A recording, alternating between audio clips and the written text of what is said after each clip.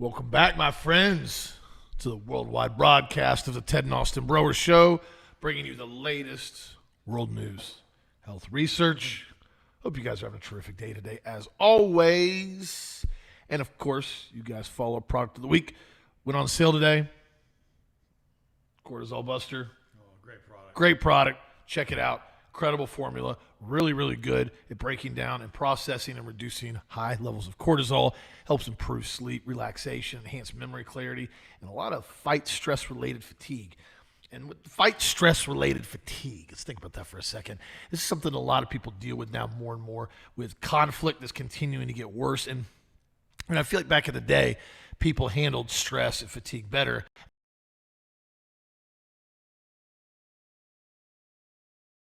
World and social media, computers.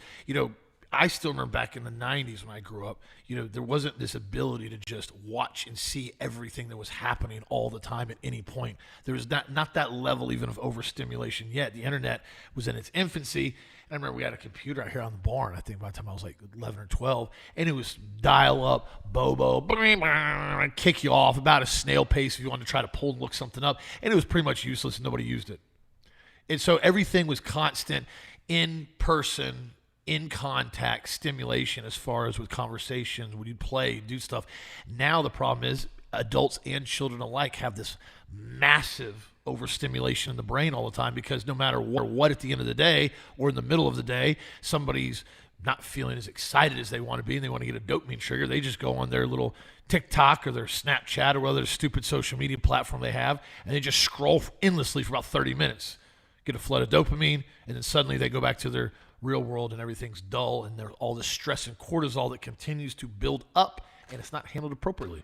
And so this is what's starting to happen more and more now, with so many people are stressed, overwhelmed. So this product really helps balance that. Also, too, if you actually have a stressful life with business, with work, and you're always going and going and going, this product helps keep you back in check with that cortisol. I've got to say something, and this is really important. I think you need to say something that's really important. I want to hear it now. No, this deals with stress. Yeah. And I'm going to say something that it's going to be probably strange for you to hear me say this. Goals are really important in your life. They really are. But they can't be at such a level that you're willing to kill yourself to accomplish it. Now, you think, you always say, zwei Leben stützen brechen nie Gebet und Arbeit heißen sie. That's right. There's two principles in life that can never be broken: prayer and work. I learned a long time ago, it's not by power, it's not by might, it's by my spirit, saith the Lord. And I see people all the time. I remember years ago, I was applying for a medical program, and they sent me this is back in college, and they sent me a letter that said I was not going to be accepted, though my grades were fine, because I was white. It does happen. No, this is back when affirmative action was really under the roll. And I couldn't believe that happened to me, because I had spent literally 6 years in college, took organic chemistry, which I absolutely hated, worst course I've ever had. You get some Chinese professor in front of the class, and you're like, what did he say? And everybody's looking at us like, all the students are like, I don't understand this guy. Or you got a guy, basically, he was at the other college I went to, and he had a stroke. And he's up at the wall. And I'm not picking on him, because I know people have strokes. And he's up on the wall. One hand's paralyzed. He goes, and because he can't speak. And I feel sorry for him, but he was our professor. And I'm like, okay, I got through all that, 18 hours of chemistry. And then they tell me because I'm white, I can't do anything with it. And I thought to myself, well, this, and I ended up going back to school later. But the point was, it was so frustrating to me. And I'm going to say this to you again. And then I came down with that heart disease stuff when I was in my 20s. I was working 100-hour work weeks, because I figured my body's never failed me. I can do anything I want to do. I'm going to just keep pushing and pushing and pushing. Drink more coffee, 18 cups a day. Go, 1,000 miles a week driving. And finally, I have this massive problem with my heart, and I'm in bed for 3 months. And I finally sat back and I looked at my life, and exactly what Austin just said. There's a point when the stress levels get too high. Well, I'm going to start working out, and I want to have 18-inch arms. Okay, and you start working out in the gym until you're about to die in the gym, literally, and you huge amounts of caffeine. No, and all of a sudden, you accomplish the goal. But how many of these bodybuilders die in their 20s and their 30s? I've seen it over and over and over again, because they start taking steroids and other things to enhance that. And the same thing is true. The Bible says it's better to have 2 handfuls with peace and tranquility than 3 handfuls with strife and chasing after the wind. And I'm going to say that to you this morning. You know, a lot of you have too much stuff going on in your life. Now, a lot of you love our show because we don't do commercials. So you can get an hour's worth of update of all the world news in 1 hour without commercials. And you love it. And so Austin and I spend hours every day doing research as we come and bring you the latest world news and health research, and you guys think it's great. And I really am happy and blessed to provide that for you. But the reality is a lot of people spend their entire day scrolling on their phones, scrolling on their iPads, scrolling on their computers. And I'm talking also at work. They're breaking protocol at their jobs, and they're cheating their employers out of money. They're cheating their employers out of salary because they're too busy staying on their telephones. I see it over and over and over again, and I hear about it in your emails that you send me. And so the problem is this. Austin's right. If all you do is stay busy, needlessly busy, and you're always trying, you got the 50 different things going on, you don't accomplish much of nothing. You know, Jim Rohn said it this way. He goes, basically, you know, the outdoor, you know, the backyard fence is sagging, the screen door needs to be fixed. So there's all these things you've got to do all the time, which prevents you from accomplishing things that actually produce revenue for you and make money for you. And if you're in a situation where you've got your kids at 8 sports and you've got 4 kids and now you've got to go to 32 different things and you're going, the mother's all stressed out. She doesn't talk to her husband. She's too busy. The relationship starts to splinter and pull apart because they don't see each other anymore. There's no more intimacy. Is it really worth all that? I'm asking you. You know, what am I doing? What's it doing to me? And is that okay? If you get to the point where you're stressed out all the time and you don't know what to do with your life, you need to back it down a notch and say, no, I'm not going to do it. I know when I recovered from the heart disease, I had to have an evaluation for about a month. I laid there in my lazy boy recliner, you know, and I was going through the coffee withdrawal and all the rest. And I finally realized, I thought, what have I done? I've accomplished all of this stuff. I'm in my 20s, but I'm almost dead. There you go. What is that all about? What are you going to do? Who's going to take now whatever I've done and continue with it after I'm gone? Was it worth this? And I realized it was not. You know, I was in a really bad marriage. I don't talk about this very often. I ended up getting divorced because I wasn't going to allow that part of it to even stress me out even further. And I understand. Which it can. Which it can. Yeah, I'm telling you, I've seen it a lot. And I wasn't going to do it anymore. I'm not going to go into detail with you. It's just a bad marriage. Made a horrible mistake. You say, well, I can't believe you were divorced before you married Sharon. Well, get over it. I was. I mean, life goes on. When you can adjust your halo however you want to adjust it, you go ahead and knock it out because I'm not going to sit there and apologize for something that happened. You know, I mean, you used to tell me something when I was younger. You said, you can make a bad decision. You make a really poor decision sometimes. What you can't do is you can't make continually poor decisions that are the same thing over and over and over and over and over again. When you make something big, you get pericarditis, or you get a bad marriage, or you get a bad job. You got to take a step back and say, okay, what's it doing to me, and is that okay? And then you got to evaluate, do I want to keep doing it? Do I want to do the same thing over again? Do I want to continue down this road? And there's something that I've heard from a lot of people now, and this is starting to change because a lot of people are starting to see the light on this, is with jobs that are massively undervaluing you and overworking you. That happens all the time. All the time now. And especially now with this AI model that's coming out, they're starting to put more jobs, or not more job, basically more job description on workers that are there under the reprisal of basically, if you don't do this, we're going to fire you now. For example, I had a good friend of mine, family, and he works for a defense contractor, okay? And he finally, just now recently, switched positions with a whole other company now. And I was talking to him a while back ago when he wasn't sure if he wanted to change or not. And what happened was they were starting to terminate certain groups in the job, in the sector, and then they were taking all their workload and adding it on him. And then adding it on him.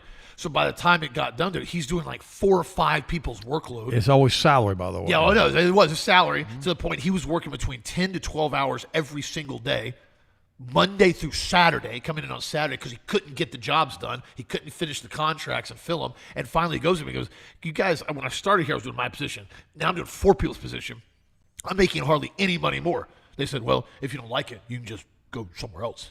And he goes, that's it. That's your response. Yeah, you don't like it, go somewhere else. AI is going to take over most of these positions anyways in the future. Data analytics, all this different stuff.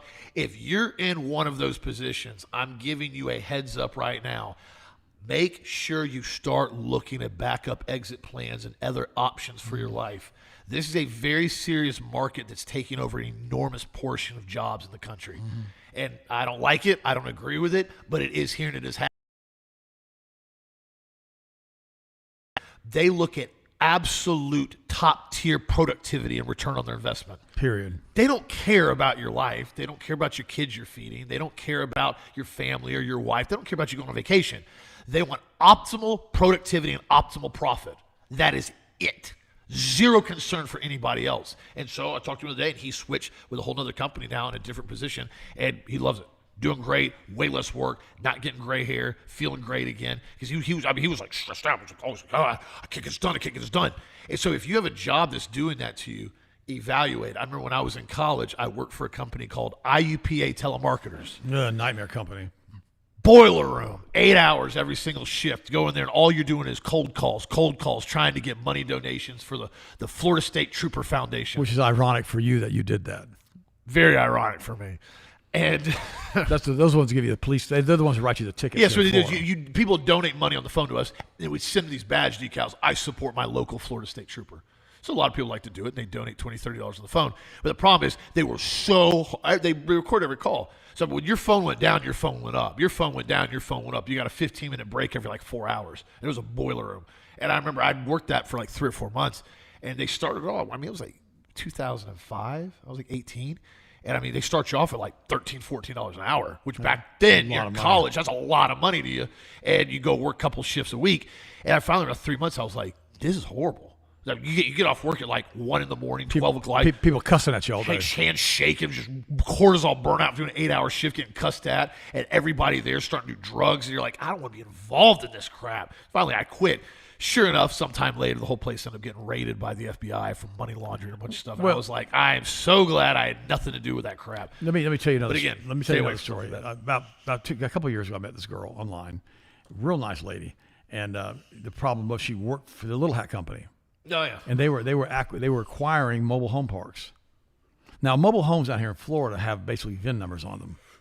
They're like a vehicle almost. They can be transported. They have wheels on them.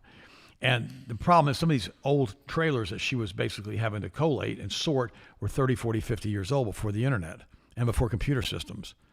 And so they had to find the titles, and they had to go on these frames and they had to pull the numbers off. And she had to hand sort and collate almost 2,000 of these things. Oh, what a mess. No, and they were paying her, $40,000 a year. And they told her, the Little Hat guy said, we would expect loyalty. So when you do this at home, we have your computer turned, we monitor you 24/7. Yeah. Your camera's on the whole time. So we're making sure you're going to put your time in. And she goes, well, you're asking me to do this within 30 days. I can't do it that fast. There's too much. And they said, we don't care. It's a salary position. Do what you have to do. Yeah. So she started working 7 days a week, 14 to 16 hours a day, because they told her they were going to give her a big bonus at the end of the year. That's what they always do. There's this little carrot. They go, well, listen, if you do this and you show us your loyalty, you show us your loyalty to us, we're going to make sure we take care of you at the end of this contract. We're going to make sure we pay you really well. No, and they're master manipulators. They never do. She never got the bonus. No, because what they'll do is they'll find a clause. Well, this wasn't done exactly on this date, and so we're sorry. The bonus. Well, so she was making $20, $25 an hour, whatever she was doing. And by the time salary though. No, by salary. Yeah. Now when you figure it out by the total, she's ended up making about $5 an hour. Yeah. And I told her, I said, I can never go out with you. You're always busy, and I don't know what to do. And finally, I just told her I'm not going to see you anymore. I said, I'm not doing this, because she was so obsessed with being a team member. They had programmed her so well that she was a team member. I've got another friend of mine. He was married to this attorney. Same thing. She was on salary. She wanted to make partner, and they would give her 200 cases at a time. Okay, and she was working 100-hour work weeks. Marriage ended up going into the toilet. It was a disaster. And, they ended up getting divorced. And now let me go back to, a lot of you still scratching your head about me saying about getting divorced. Here's the thing. If you're married to somebody, I'm going to say something very clearly. I don't believe in divorce at all, period. Okay? You need to think through this stuff before you get married, and you need to think through about what you're doing as far as the relationship that you have with this individual and the commitment you're making before God, period. That's number one and number two. But here's number three. If you get married to somebody and you find out that you made a horrible mistake and they're committing adultery on you, or they're running around on you, or they're going out to bars and getting drunk, or they're running out to strip clubs, or they're doing all these crazy things, and it's completely diametrically opposed to what you thought they were, and they're refusing to go to counseling, and the marriage is awful, and all you're doing is screaming and yelling and cussing at each other all the time, there's a point you got to say, wait a minute, which is worse? Sin is sin.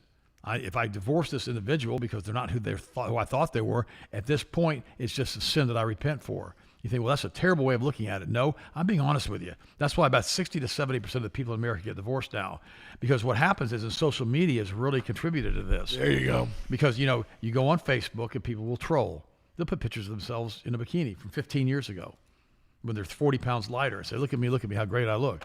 Now, if a wife is putting pictures of herself on the internet in a bikini, there's only one reason she's doing that. She's looking for somebody else, period.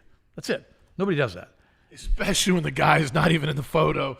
That's the one that I always get a kick out of. I mean, I had a buddy a while back ago. He was getting irritated because his girlfriend, she's always posting his photos on Instagram. He's never near the photos.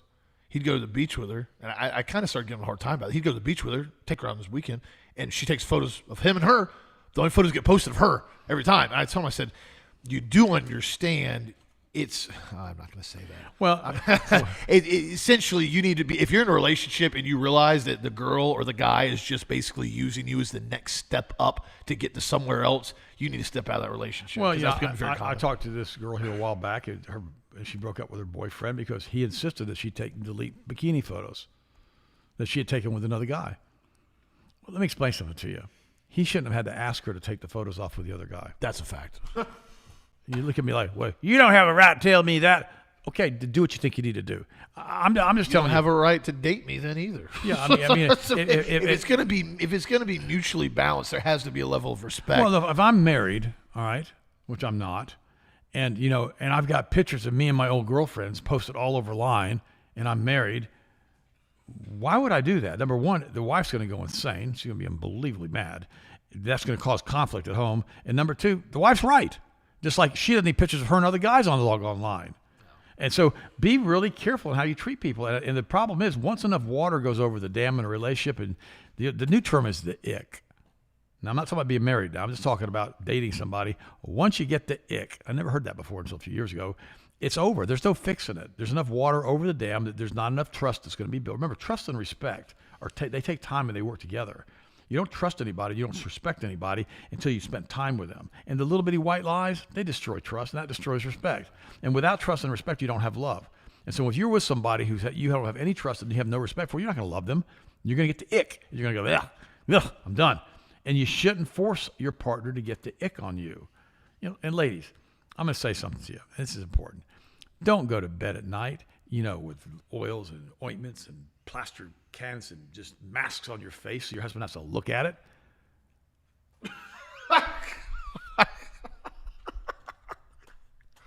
I had no idea you're about to go there with that. No, you're not wrong. You guys are all laughing. You know, put that stuff on when he's at work. Don't make him look at that. Or earlier in the night, if you're doing a facial care routine, you do it in the middle of the night, or do it in the evening, basically when you're going to be done with it and take it off, or whatever you're finished for the night. But you're not wrong on that. You don't want to be in a situation where you want to, kiss your wife goodnight or your girlfriend goodnight, and all of a sudden you can't touch me. I'm covered in this for the next 12 hours. Well, no, and then what's going to rub off on the pillow anyways? If the husband has to scream when he sees you because he's terrified, that's a problem. I mean, what movie was that? There's a movie I know. He was the girl's covered like this mask with zucchinis green, on her eyes. yeah. And he's like, "Wah!" Wakes up. You know, and so don't be doing stuff like that. Just do your skincare Take stuff. care of yourself. There's a lot of stuff. A lot of that stuff's completely unnecessary. I'll tell you right now. You want better skin? Run the collagen every single day. And I'm not just segueing that. I'm being serious. That's something that does more. And the vitamin C. This and the vitamin C orally do more than vast majority of skincare routines. Because remember, vitamin C has a very difficult time absorbing through the skin. It's only got about a 10% efficacy rate through skin absorption, about a 90% through oral absorption as far as when it goes to the skin. Everything with the skin is built on a foundation up. Obviously, it doesn't mean you shouldn't still take care of yourself, do moisturizers or lotions or whatever other stuff you guys do, and there are other options like microneedling and certain things like that. But collagen and vitamin C, that's your core base. And you don't have to do anything about it when you go to bed. You just drink it. You go to sleep. With total rest. I like total rest. You know, I mean, and the thing about it is, I'm going to tell you this again, and just do what you want to do with it. Every morning, for all those years I was married, for 38 years, my wife would get up and put makeup on. Every morning, first thing in the morning. Finally, I asked her after about 30 years, I said, Sharon, why do you put makeup on? We're not going anywhere. She goes, oh, no, Ted, I do this for my boyfriend. And I said, what? And she goes, well, Ted, you're my boyfriend. And I want to look as good as I can for you every single day. And I thought to myself, wow. A lot of women, they won't put makeup on until they go on a date. But then when they go out with their friends, they're all made up for they go out with their friends. And you're like, why can't you put There on you makeup for go. me? And so it's always weird to me when that happens. And so just, ladies and gentlemen, listen to me. If you want to, if you don't want to, doesn't matter. I was married for 38 years. I got a few points I can give you. Take care of each other. Treat each other with respect. That was an issue. My buddy in Tampa, he was running into that. Is he every time he like want to go out with his girlfriend, it was kind of like whatever. Then suddenly she'd go out with her friends, and she's like Made up. dolled up to the T, taking photos all night with her girlfriends. And he's like, I took you on dinner the other night, and you were like kind of not like she's bad looking, but it was just kind of like ho hum. The word scruffy. Yeah, She looks kinda scruffy. But then she goes out with her girlfriends to go grab drinks, and they're like dolled up to the tilt, look like they're going to a gala. And he's like, what's going on here? He broke up with her a while back ago, but he told me a lot about that. Women dress up for other women more than they dress up for their husbands. Just thought I'd mention that because they want to compete with each other. I probably shouldn't have said that, but it's true. Man, you're going to get some emails on that. That's all right. That's I get emails on everything anyhow. At this point, what difference does it make? I'm so far behind answering emails now. But the crazy part about it is that you start to realize that if you don't take care of your spouse, they're not going to take care of you. And pretty soon you become roommates, and that goes really bad. And once you go to the roommate status, It's hard to go back. it's hard to go back. Now, if you start doing what you did in the very beginning to fall in love with that woman, fall in love with that man, do the same thing over, the dating, the holding the hands, the intimacy, and all that when you're married. If you just start doing that over again, you can build that love back. But you got to really work on a marriage. It doesn't. If you don't work on a marriage, I promise you one thing: it will go away. I got to clutch up and grab second gear. We got to All right, change let's do gears it. on this. This is something I want to cover because you're 100% right about what we talked about yesterday. Remember how we brought up the discussion of Donald Trump executive order? I told you what was gonna happen. The vaccine thing. Well, this is already the first chink in this whole thing that happened. Part of that executive order was calling for separating measles, mumps, rubella vaccine, the 3 single disease vaccination that's administered, the MMR. Well, now what's happened is now the medical freedom advocates spoke with the defender, and they're discussing the basically direction that doctors and scientists are going, and they're saying, well, we're going to be able to start making 3 individual shots, measles, mumps, rubella, all individuals on it, but it's going to take us many, many, many years before we can get that finalized and done. Well, you've already got the MMR shot. You've already got measles, mumps, rubella. All you have to do is basically single them out. Now, it may be sounding a little bit more simplistic than it is, but you simply just have to revile 3 different vaccines instead of in 1 vial. It's in 3. You've got to separate them chemically. It's not rocket scientists. Why is it going to take many, I quote, many years before we can get this done? The executive order stated the combined MMR vaccine should be administered in 3 separate parts, single disease shots. What such products are domestically available? However, now they're saying that the experts are saying, well, the pediatricians and parents are going to have to decide for themselves if they want that, and we have to see if the demand's there as well. Wait a minute. I thought it's for the safety and best interest. We're going to split it up and offer them, period. Well, it's going to be many years before we can make that offer. No, it's going to happen is exactly what he said yesterday. Once you get basically RFK Jr. out of there, once Trump goes out, you're going to end up having, more than likely, a little hat president that they're going to put back in. Just saying what it is, and they're going to come in and say, oh, by the way, I'm rescinding this executive order. Look at this on the screen here. It goes to say, it says, essentially, Trump charged the U.S. Department of Health and Services to task safer childhood vaccines, including making an MMR shot all separated. They said, Wakefield said, I came to the same conclusion that such studies are inadequate for the safety of the MMR vaccine, and it needs to be separated. However, though, the pharmaceutical companies are saying that it's going to take a very long time, many years. They went on to say here, where's it pulled? I had it pulled up earlier. They said Merck and GSK have not responded, but they said developing separate shots for measles, mumps, and rubella is going to take many years of research and development to do. It's in the bottom here. Told you. They already have measles, mumps, rubella. It's a try-shot. They don't want to do it. That's exactly they don't want to do The it. little hat people have decided it's going to cost too much money to do that, and they can maximize their profits by including them in one. And they don't care about how many autistic kids they get. Exactly. And here's what's going to happen, too, the reason I want to do it. Most parents are going to do this. They're going to say, rubella, mumps.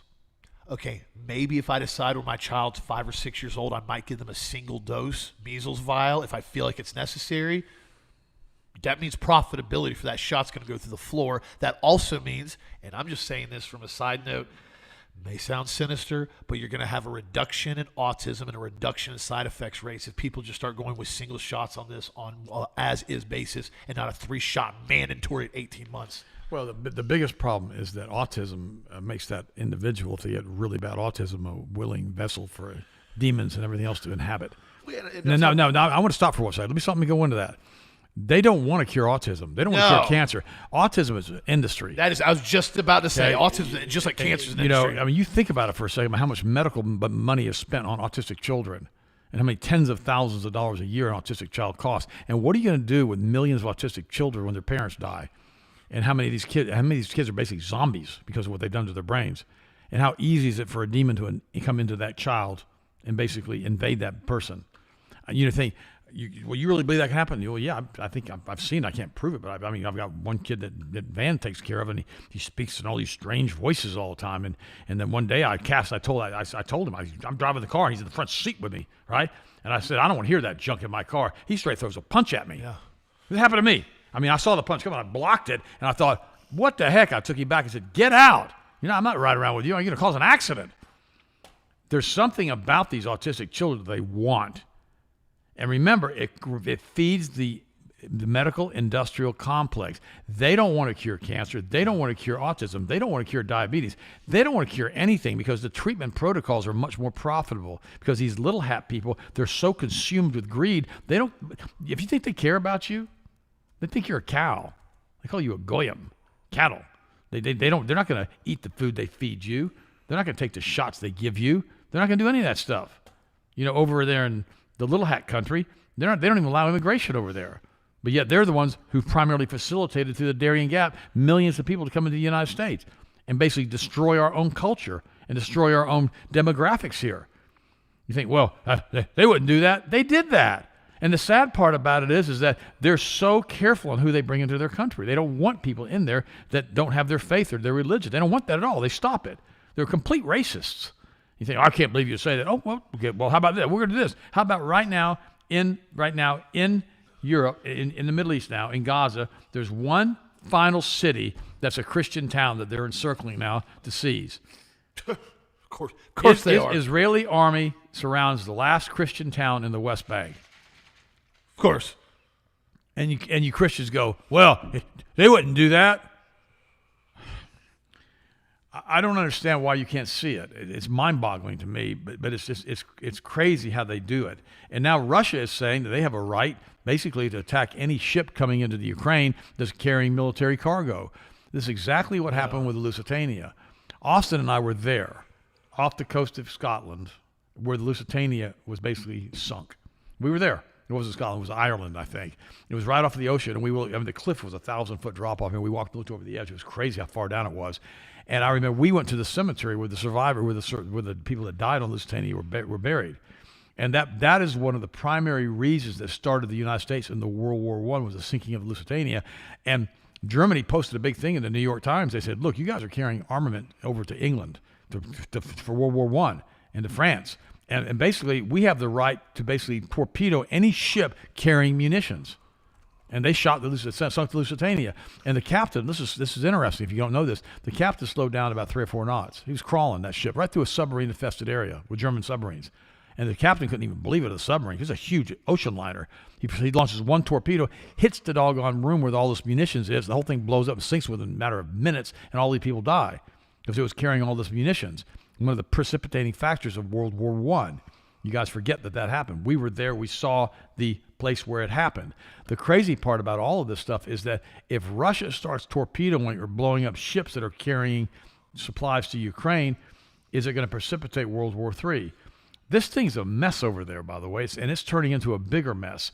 And the sad part about it is because we can sit here and play golf or watch TV or scroll the internet or do a podcast and just chill out and go see a movie. We don't think much about what's going on over there. Those people are in a real mess right now in Ukraine, and now that's spilling into the Middle East. And all those places are pretty close together over there, and it's turning into a giant regional conflict. And if we're not careful, we're going to get dragged into a mess, which we already have with what we did with Iran. And we got to just pray that this stuff just goes away. Well, that may have been the purpose of it, man. I mean, this whole thing with Iran's continually being escalated on purpose. I mean, that's obvious. Well, it's almost an ongoing joke now how much propaganda manipulation theory they're running with it. Or the Hormuz is open. Hormuz is closed. It's open. It's closed. Not sure what we're going to do today, but it might be open. It might be closed. We don't report on it anymore. No, that's why I stopped covering it. The same thing with the wars. We've won the war. The war's not over. The war's over. The war's over. Truce, it's nauseating because you understand what it is. And Iran said, we're just going to wait until Trump's out of office. Yeah. Well, guess what? The vaccine manufacturers are going to do? They're going to wait until Trump's out of office.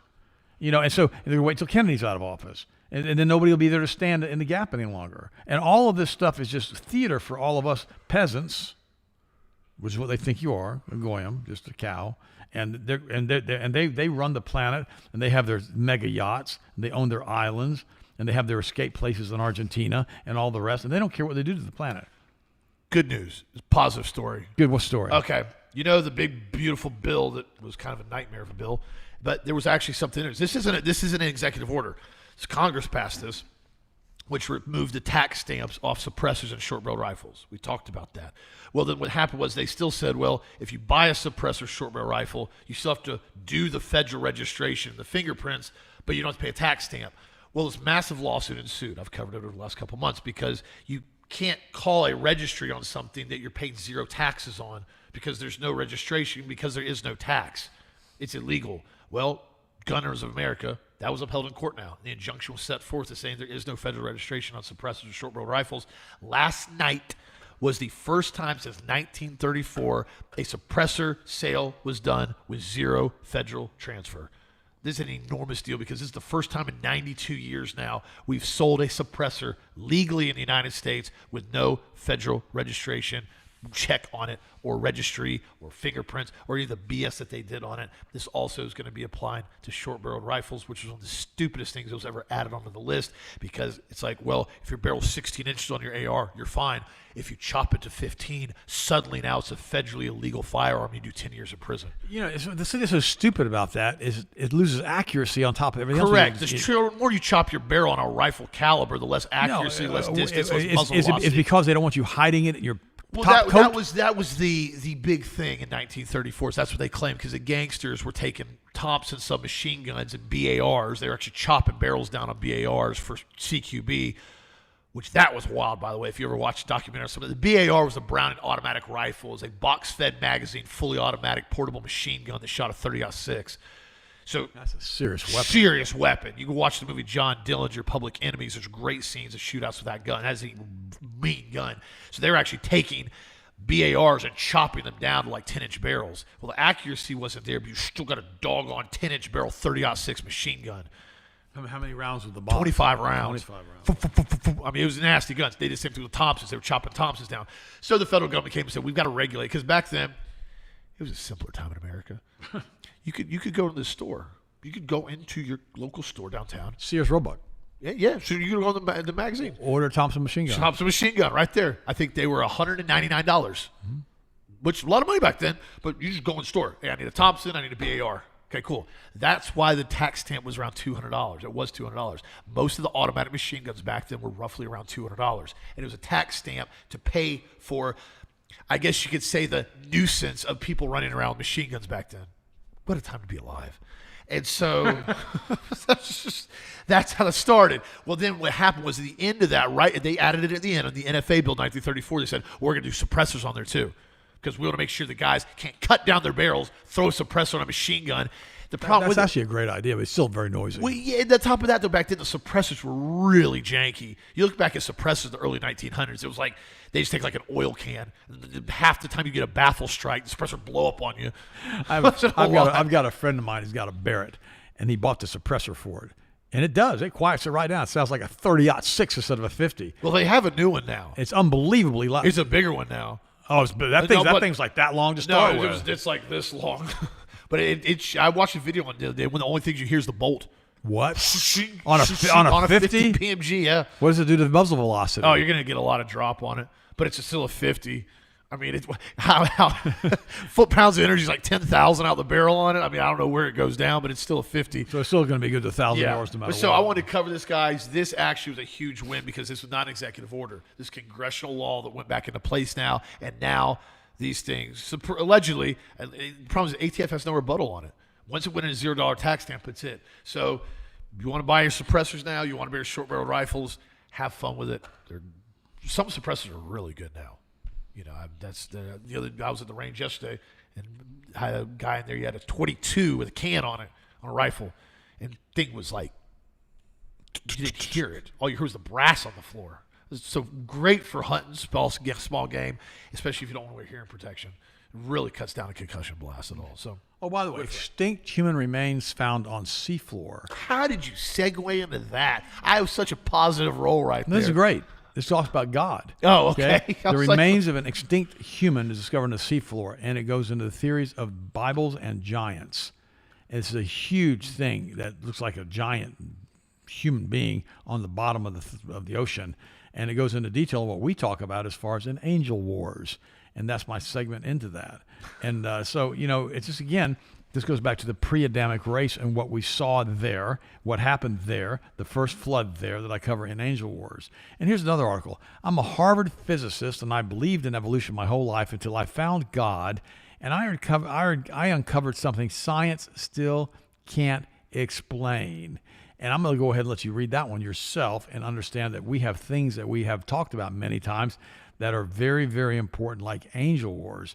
Now, yesterday we were talking also about a guy who basically went in and had his cell phone seized. And I want to cover that a little bit more because they're saying now that this guy has taken this thing to court, and we're going to basically he's basically saying that he's going to have a situation where they're going to change what they're doing with ATF as far as seizing stuff.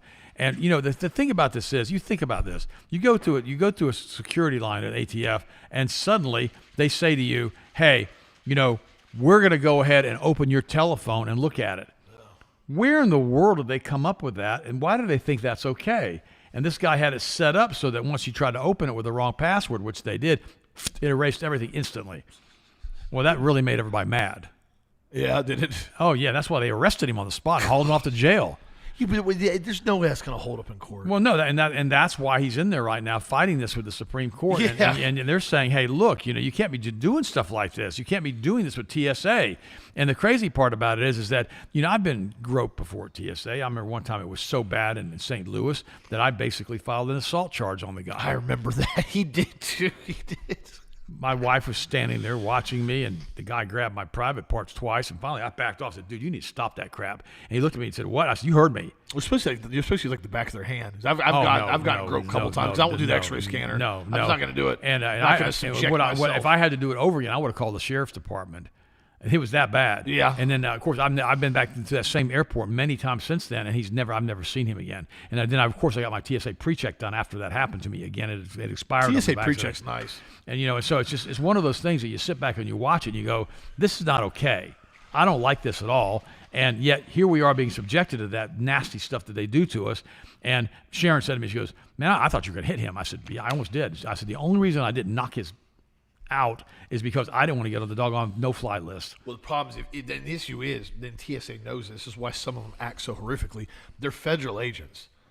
So if you hit one because they grope you, but they're in their lines of duty, you now have battery on a federal agent, which is a felony. Then that's fun to deal with in court, especially when it's on camera. And so, well, I had him pull the video up. Yeah. I had him pull the video up, and he goes, "Well, you know it's on camera." Oh, and they found him innocent. They said, "Well, we're gonna have to retrain him, but we don't find anything wrong with what he did." Well, they never do. No, they never do.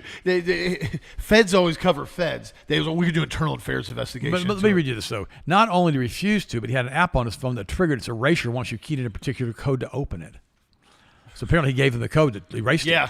That was the code he gave the customs officer when they demanded his code to be open, and his phone was indeed erased right there on the spot in the hands of the CBA agent. They got really pissed off. It says that. It says, according to the reporting on the case, the man was not a criminal. He was not under suspicion or surveillance for anything. He was not related to these other people that may have been. He was in point, in fact, basically an environmentalist, but again, without any contact with prior interest of law enforcement that we know of. He was just a guy coming home from an international trip.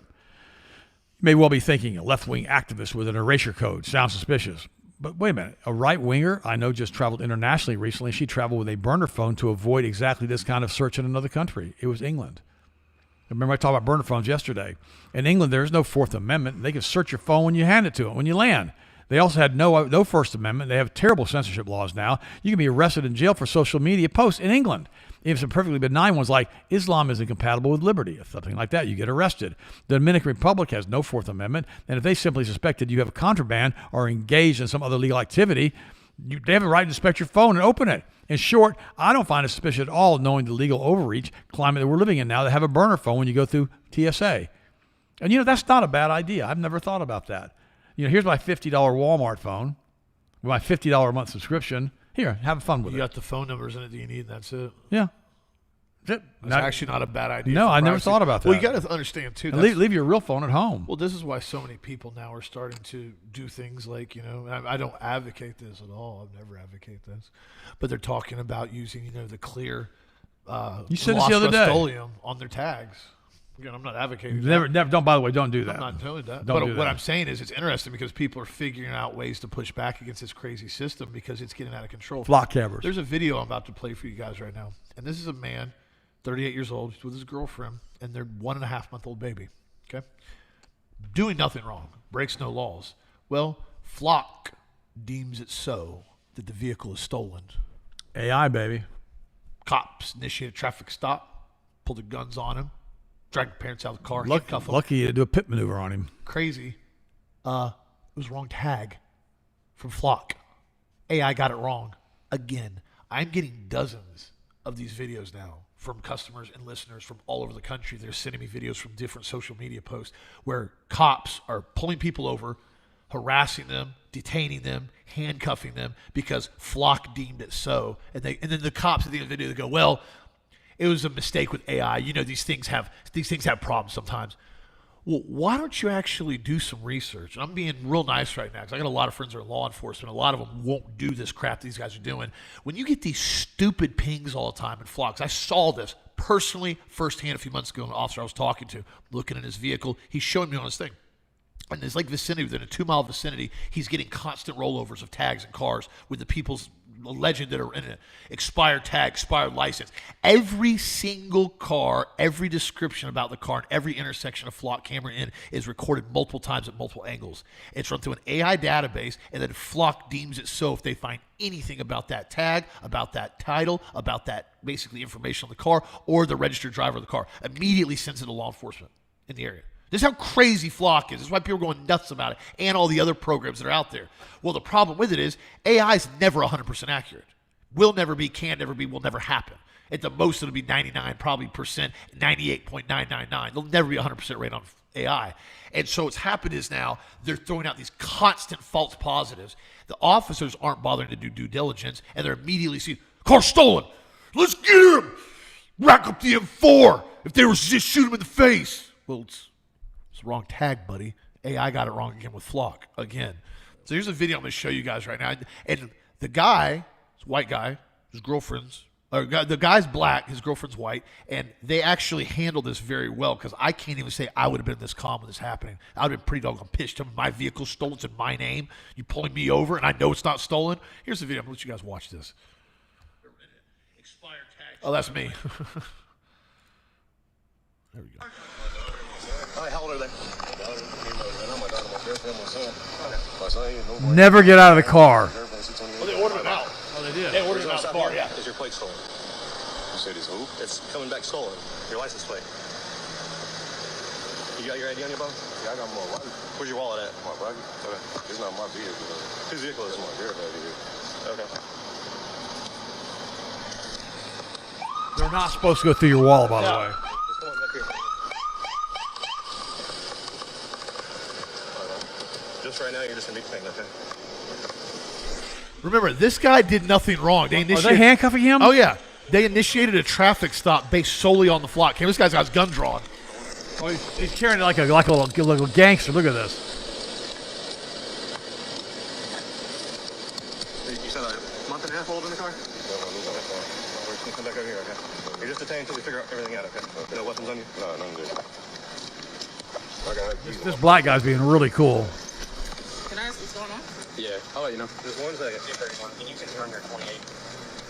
Handcuff her, too. I know you You got a small baby. 214. Same With a baby in the car. The car was showing up as stolen, so we're just confirming. Oh shit! No, this is my car. Yeah, it might be a mix-up in the system, so if it is, Oh, my then y'all will be good to go. No, this is my car. I just had it stored because it's been wrecked. I had to get new tires and I stuff gotcha. on it. The Yeah. snow, it's been put up. Okay. Hopefully, if that's the case, he's just going to confirm. Oh my I god! just heard over the radio, and he was out there, and so Actually, sure was like he cut his lights on. I said, who cut his lights on? I didn't even know there was a police behind us. I was en route, and they said it was stolen out of Little Rock. So, Your license good, boss? Is your license good? like I said, he's going to do his due I mean, diligence I got right my there. registration and stuff Okay. in there if you want Is to it my in license. the glove box? It's actually in my purse. Okay. You mind if I go ahead? Just like the idiot cop who pulled me for doing nothing in my car. Nothing. Charged with nothing. Can you see that tag in front of you? APX55X. So APX55Y is the one stolen. So it's not yours. You flagged one of our cameras, and so that's why we stopped you, because we thought it was the other place. So give me 1 second. I'll get you in a cuffs. Okay, boss. Here, all in. Is it your car? Okay. So your car flagged on some of our modern technology. And saying, somebody about it? Or? no, your plate is not stolen. It's Okay. one letter off, Okay. and the camera wrote. That gave me a heart attack. Yeah, sorry about that. I knew it was my vehicle. So it's the first 5 are correct. The last digit's the only one that's off. You know the thing, and this like what we were talking about, not spraying your tag with Rust-Oleum. Let me tell you why. If that flock's reading that camera and they can't read the tag, they're going to go to the next flock, the next flock, the next flock, the next flock until they get a police officer behind you, find out what's wrong with your tag.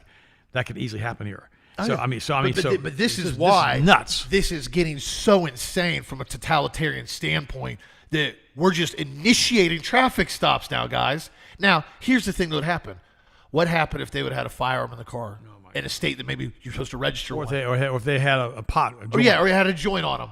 Now all of a sudden, oh, well, your car's not stolen, everything's legit, but you're in possession of cannabis. Now everybody's going to jail, and the child's going to DFS, That fast. CPS.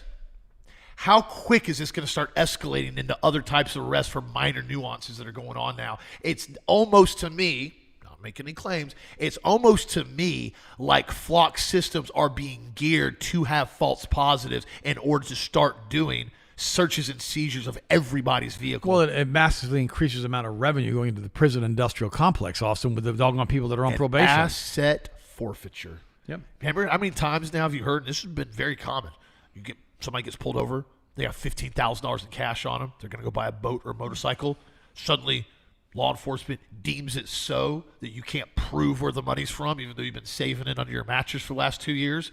They say, we're seizing the money because your car smells like marijuana, which, by the way, has happened in the state of Florida.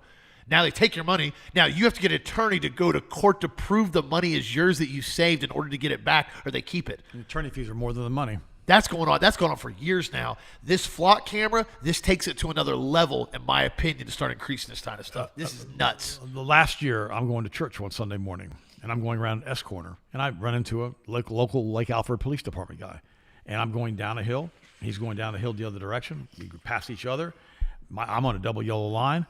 Some guy's doing 15 miles an hour in front of me. I wait for the double yellow line. I'm down in his hole. He's down in the hole. He can't even see me. And all of a sudden, I pass the guy when there wasn't a double yellow line. I look in the mirror, and I got a police officer, sirens going behind me. And I'm like, what the heck is this all about? And I thought, this can't be me. I'm doing 35 miles an hour.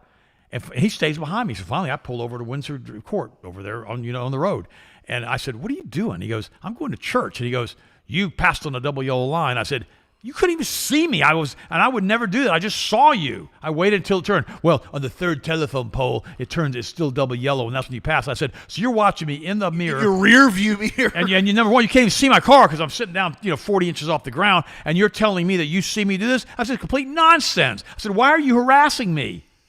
And he goes, well, I need your license. So I give him my license. He comes back, well, you don't have any warrants. And I'm like, well, duh, how about that? I'm trying to go to church. And he goes, well, I'm gonna let you go this time. I said, let me go for what? What's wrong with you? It's like this whole thing. And here's the thing, and I hope this happens. I talked to an attorney about this the other day. There should be legal ramification if you were stopped, detained, and harassed unlawfully for doing nothing because the flock camera deemed it so. You should be able to file a civil case against flock. Well, what they should have done is run that tag twice to make sure it was okay before they start putting handcuffs on the these cops people. didn't do due diligence at No. all. And the crazy part about it, the next day I went in and complained about this officer. And I talked to the head girl there.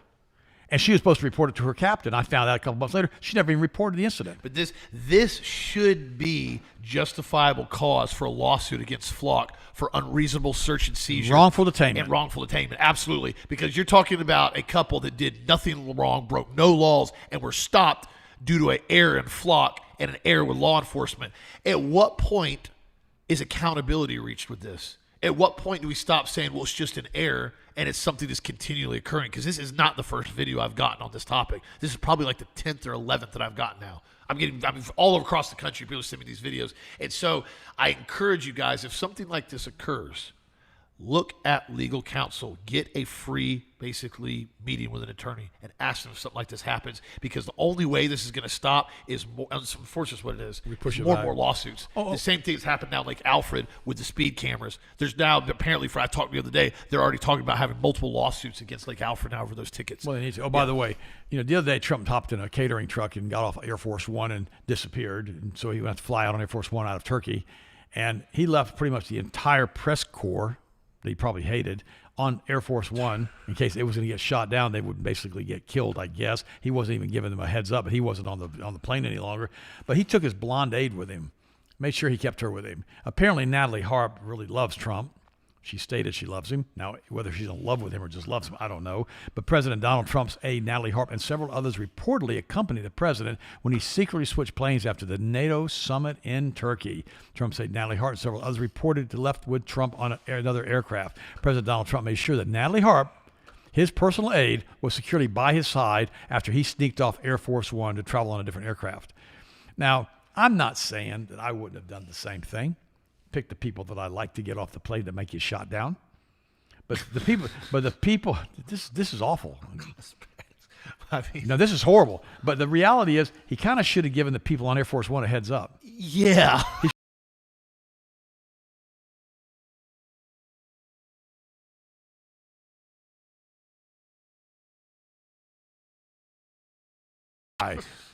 But he didn't do it. He let them all fly on Air Force One. Now, Air Force One that has multiple F-22 intercepts that fly with them. Up there, the 22s, the 18s. Here's the thing. I'm a pilot, okay? It's easy to take a plane down if you take out some of the operating systems with basically a bomb on the air. I'm not suggesting anybody ever do this, with an altimeter bomb in it. A little tiny charge of C4 on one of my primary operating systems, like landing gear. It's really important. Like landing gear. Landing gear won't come down. Well, now we're going to do a belly flop on a 747. That's going to be fun. Over water. Probably over water would be probably better than on concrete or over the woods. Or how about we just shut the fuel off to the engines? Horrible.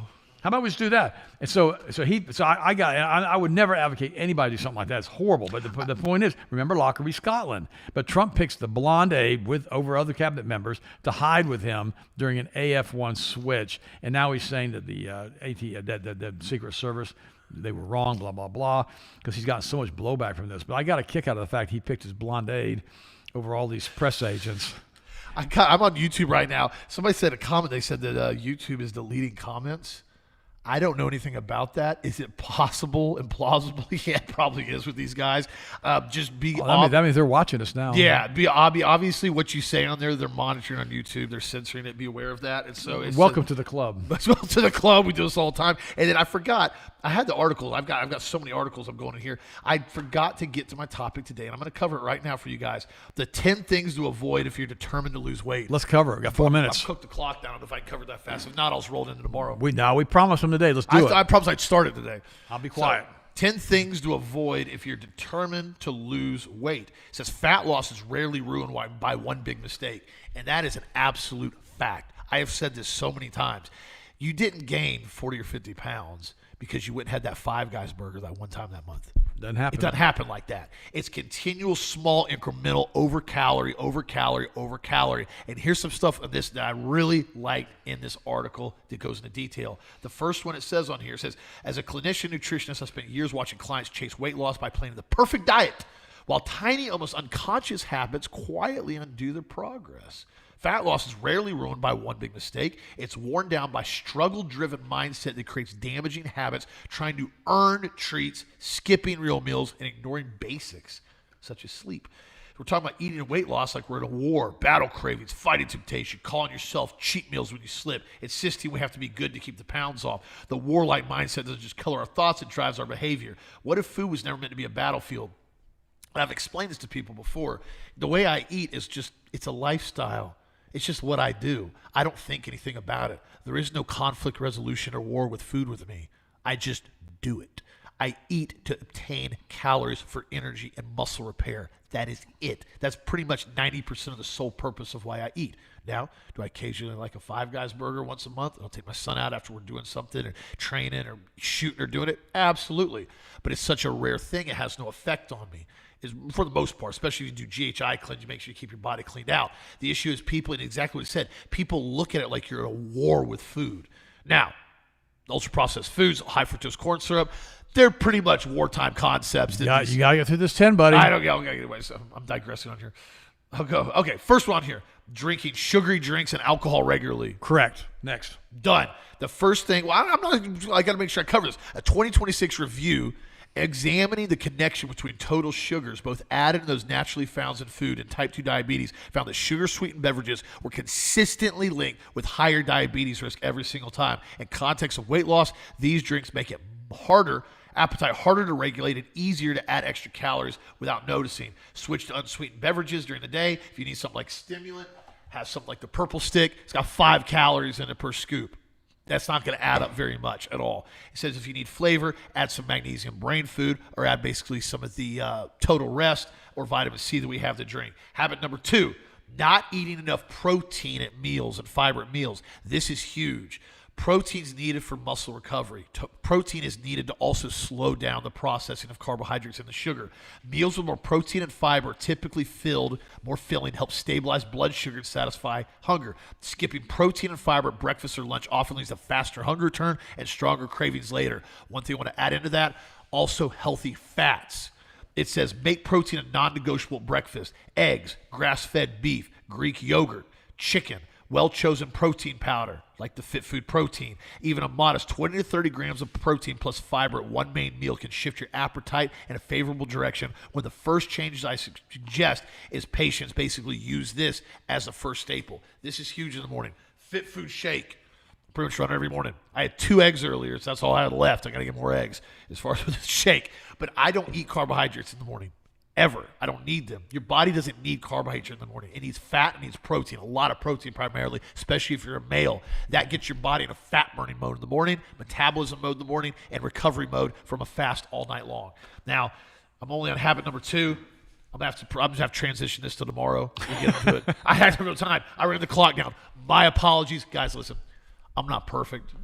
Please forgive me if I've done anything to offend you today with this. I'll be back on the show tomorrow. We'll finish these on here. Who taught you how to apologize like that? Well, no, my favorite one is that was yeah. Please forgive me if my actions did ever so offend you in any way. Or I regret my slight transgression, however so deserved.